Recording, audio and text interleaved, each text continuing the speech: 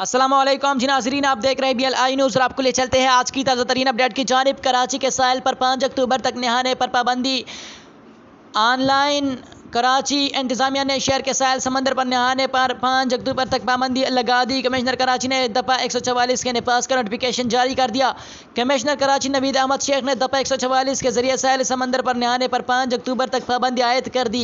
इस सिलसिले में नोटिफिकेशन भी जारी कर दिया गया। नोटिफिकेशन में कहा गया कि यह पाबंदी महकमा मौसमियात की तूफ़ान शाहीन की पेशगोई के पेश नज़र आयद की गई है। पाबंदी का इतलाक 5 अक्टूबर तक जारी रहेगा।